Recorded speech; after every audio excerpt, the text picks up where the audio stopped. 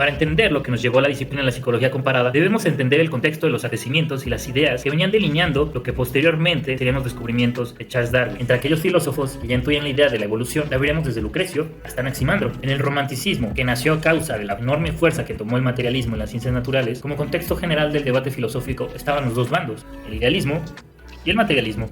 En las ciencias naturales, por ejemplo, tenemos al geólogo inglés Charles Lyell, que venía defendiendo la idea del evolucionismo geológico. Otra ciencia natural que además fue el empuje principal en darle forma y guiar las ideas del evolucionismo, lo encontramos en la biología. Clarke, en su historia natural, defendió un desarrollo histórico continuo, en donde las especies cambian en relación al medio. Jean-Baptiste Lamarck, naturalista francés pionero y el principal en dar los cimientos de la teoría evolutiva, con su teoría de la herencia de los caracteres adquiridos, mencionaba los aspectos de la adaptación al medio. Habló sobre la función que crea el órgano, transmisión de los caracteres, premisas que especificaban más el camino a la idea evolucionista. Otro de los científicos que se sumaban al contexto se encontraba el fisiólogo inglés Herbert Spencer. Con su contribución de los principios de la psicología, mencionaba las ideas del cambio, la adaptación, la diferenciación, utilidad, y hacía mención de los reflejos como simples e infinitos. Y en el año 1976, en Londres, en el observatorio de Greenwich, el astrónomo Maskelyne y su asistente Ginebrook se encontraban trabajando y registrando los tiempos de tránsito de las estrellas por las retículas de sus telescopios. En esas bitácoras se llegaba a encontrar errores de una diferencia de un segundo. A causa de ello, lo destituyeron. 10 años después, Friedrich Bessel, astrónomo alemán, concluyó después de un análisis que las diferencias encontradas eran a causa de las diferencias de los tiempos de reacción. Esas diferencias individuales, posteriormente los astrónomos formularían las ecuaciones personales del error. Frenología. Según con la frenología, las facultades de una persona podían ser deducidas por la forma de su cráneo.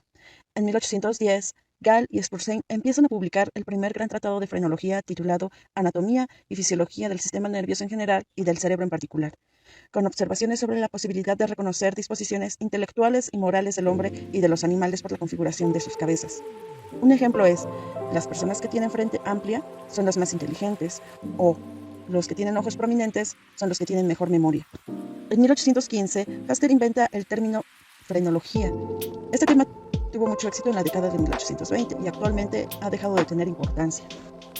Fisiognomía. Destacan Gaspar Lavater, quien pretendió conocer las inclinaciones y el carácter de las personas por los rasgos fisonómicos. César Lombroso hizo una catalogación de los rasgos somáticos y craneanos que caracterizaban a los distintos delincuentes. Tipologías. ¿Sabías que Hipócrates y Galeno hicieron una tipología que clasificaba a las personas según diferencias de predominio de sangre, que daba lugar a los tipos sanguíneo, flemático, colérico y melancólico? Uno de los pioneros de este movimiento fue Achille de Giovanni, a quien se le deben los conceptos de normotipo y ectotipo. Normotipo se refiere al hombre equilibrado somática, funcional y psicológicamente, y ectotipo sirve para representar las desviaciones del normotipo. Jacinto Viola, 1893, hace la clasificación de las sectipias y según sus tipologías corresponde un modo de ser psíquico determinado. En Alemania destaca Kretschmer por su tipología en las observaciones de enfermos de psicosis maníaco-depresivo y esquizofrenia. Su obra más importante es Constitución y Carácter. En 1942, Sheldon, profesor de la Universidad de Harvard, publica el libro Las variaciones del temperamento, el cual se basa en el método de observación ocular y en la valoración comparativa. Examinó fotografías de 4.000 estudiantes teniendo como base 50 rasgos específicos sacados de la literatura. Así se obtienen los 3 tipos de elementos estructurales en los que se basa la tipología: endomorfismo, mesomorfismo, ectomorfismo. Estudios del tiempo de reacción. Helmholtz, en la década de 1850, intenta medir la velocidad del impulso nervioso. Para ello aísla un músculo y su correspondiente nervio motor en una rana, estimulando en distintos tipos de nervio, y observó el tiempo exacto entre la estimulación y el tiempo muscular, pudiendo registrar así el tiempo de reacción fisiológico. En la década de 1860, Donders y de Jager comprueban la importancia de los factores fisiológicos y psíquicos del planteamiento experimental de los tiempos de reacción, diseñando 3 clases de experimentos con sujetos humanos. Experimento de reacción sencilla. Se tiene que responder oprimiendo o soltando un interruptor lo más rápido posible al presentarse un estímulo. Experimento de reacción de discriminación de Donders. Se presentan varias clases de estímulo teniendo que responder rápidamente solo a uno. Experimento de reacción de elección. Ante 2 estímulos responderá de diferente manera a cada uno. Experimento de tiempo de reacción de tipo asociativo. El sujeto ante una palabra o frase debe responder con otra palabra contraria. El aparato más usado para medir el tiempo de reacción entre estímulo y respuesta fue el cronoscopio diseñado por Matthias Hebt en 1942 e inventado 2 años antes por Wheatstone.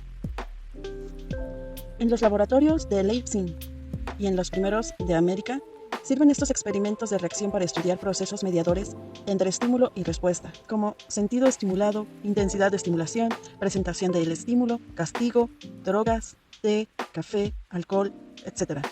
Todo esto para mejorar los tiempos de reacción en ciertas profesiones como pilotos, conductores, práctica de artillería, etc. En la actualidad se usan cronoscopios eléctricos, la cual permite una variada combinación de situaciones de estímulo y respuesta. Estudios de Galton. Este psicólogo de origen inglés aportó el método biométrico, también siendo el primero en aplicar métodos de estudio para medir la inteligencia. Introdujo cuestionarios y encuestas, inspirado en el trabajo de Darwin. Quería demostrar los rasgos, tanto como la fisionomía, la altura y hasta la inteligencia, desarrollando así temas como la eugenesia. Teoría sobre el origen de las diferencias individuales.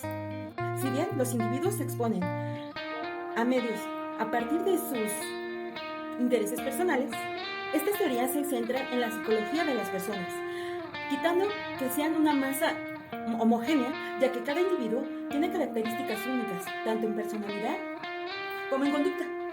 Génesis y desarrollo de la psicología comparada. Una importante frontera que se tuvo que derribar en pro del avance de la ciencia fue la constituida desde la época de Descartes, donde se promovió con gran entusiasmo hacia una marcada diferencia en la explicación entre el comportamiento de todas las otras especies animales y el humano. Y aunque desde épocas remotas ya existían importantes antecedentes respecto a la conducta animal, no fue hasta mediados del siglo XIX, con la llegada de las teorías darwinianas, que el estudio formal de la conducta animal vino a dar una fuerte influencia a la psicología. En este momento histórico podemos decir nació la psicología comparada, en un esfuerzo por estudiar, analizar, clasificar y dar explicación a la conducta animal. Es así que se promueven varios enfoques al respecto. Entre ellos podemos destacar la escuela anecdotista, que concluyó que los animales tienen un cierto grado de inteligencia. También estuvieron que los que, partiendo del reduccionismo, opinaban que el comportamiento animal dependía solo del instinto, y entre muchos otros enfoques también se encontraba quienes postulaban que el comportamiento animal estaba guiado por una tendencia de reacción. En este estudio formal de la conducta animal se tuvieron dos tendencias principales de trabajo, una con fuerte influencia en Norteamérica, que trabajó desde los laboratorios, y otra parte en Europa, donde se prefirió observar al animal en su medio natural. A su vez, para explicar el origen del comportamiento animal, estuvieron quienes tomaron como determinante principal el medio ambiente y quienes consideraban un factor más decisivo a la herencia genética. A continuación, veremos más a fondo algunos de estos enfoques y su desarrollo.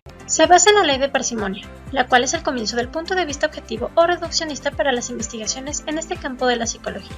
Aunque no es fácil determinar quién hizo los primeros experimentos con animales, se considera al psicólogo inglés Lloyd Morgan como el iniciador de la psicología experimental animal en el campo, mientras que Thorndike es el iniciador de la psicología experimental animal en el laboratorio.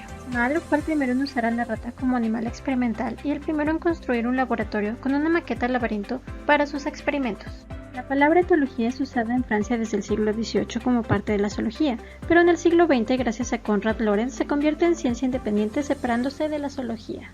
El comportamiento de los animales se ha estudiado desde una perspectiva ambientalista o geneticista. Para los ambientalistas, el factor determinante de la conducta es por supuesto el ambiente. En 1924, Tolman cruzó entre sí ratas que mostraron ser más hábiles en solucionar problemas en el laberinto, y por otro lado, también cruzó a ratas menos hábiles, comprobando que la descendencia de las más eficaces es más hábil que la de las otras. Estos estudios fueron continuados por Tyrone y Jeffries en 1931, por Heron en 1941 y por Thompson en 1954. Actualmente, Dilger cruzó dos especies de pájaros que cargan de distinta manera sus materiales para el nido, observando posteriormente sus tendencias en la descendencia. Los primeros laboratorios de psicología comparada. En definitiva, se necesitó de procesos experimentales para poder indagar en las hipótesis y conjeturas que se desarrollaron a partir de la intención de entender más a fondo la conducta animal. Es así que, tomando inspiración en el laboratorio experimental de psicología de Wundt, empezaron a surgir nuevos laboratorios experimentales, pero esta vez orientados en la conducta animal. A continuación mencionaremos brevemente algunos de estos laboratorios y a sus fundadores. George Romanes, considerado el padre de la psicología comparada y gran amigo de Darwin, fundó un laboratorio en Escocia donde trabajó con diferentes especies de animales marinos para recabar información respecto a la evolución del pensamiento y el lenguaje. Edward Dworkin es considerado el iniciador de la psicología experimental en animales, trabajando desde un laboratorio donde introdujo la implementación de aparatos para experimentar, como lo fueron el uso de laberintos y jaulas. Willard Small fue el primero en usar a las ratas en experimentos, fundando un laboratorio dedicado únicamente al análisis de su conducta, donde creó lo que se considera el primer laberinto para estos animales. Robert Jacques, desde 1925, ya trabajaba en un laboratorio en New Haven con chimpancés, y poco después, y orgullosamente, dirigió el laboratorio de biología de primates en la Universidad de Yale, donde pudo continuar con sus investigaciones sobre estos especímenes. Estos son apenas algunos ejemplos de todos los laboratorios que surgieron con la necesidad de entender más la conducta animal. Es así que en este periodo se hicieron grandes avances respecto a la psicología experimental y la psicología comparada, lo cual ha servido para el trabajo mutuo que se tiene dentro del entendimiento de la conducta general, ya sea de humanos o de otras especies. psicología general y psicología comparada. Mientras que la psicología general solo se dedica al estudio de la mente en un sentido común solamente en los humanos, en función de su emoción, conciencia, atención, percepción, cognición, motivación, aprendizaje, lenguaje, pensamiento, memoria, conocimiento y resolución de problemas, pero esto solamente en el campo de lo humano. Mientras que la psicología comparada se dedica a estudiar la conducta humana con las diferentes especies animales. Trata así de comprender la evolución genética de los comportamientos, la evolución filogenética de los comportamientos. Así es el caso de simios que han logrado comunicarse con nosotros a través del lenguaje de señas. Gracias a los avances de las ciencias biológicas y de las aportaciones de los diferentes científicos de las ciencias naturales, la psicología, como ciencia, comenzó a solidificar sus métodos y objetos de estudio. Así, la psicología comparada tomó mucha fuerza al identificar y especificar sus objetos de estudio. Los laboratorios se diversificaron y cobraron una diversidad de experimentaciones y metodologías de estudios para entender las funciones, similitudes y comparaciones entre los animales y los seres humanos. Sin las contribuciones de Darwin, quizás la psicología comparada y diferencial hubiese tardado mucho más tiempo en desarrollarse.